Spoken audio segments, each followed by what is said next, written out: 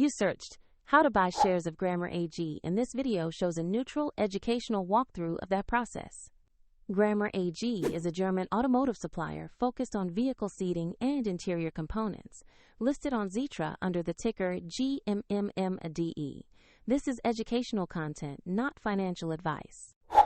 To buy any stock, you need a broker, and I will use eToro as an example to show the steps.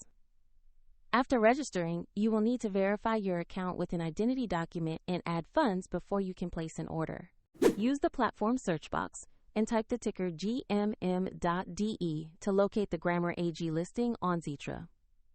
Make sure you select the exact match that shows the company name and ticker. Open the stock page to review basic company information and the price chart, and confirm the listing is the correct Grammar AG equity. Check the exchange and ticker before proceeding. Click Invest, enter the amount you want to purchase, then carefully review the order details and confirm the trade. If the market is closed, your order may be queued until the market reopens, and if you do not have sufficient funds, the platform will prompt you to add money before completing the purchase.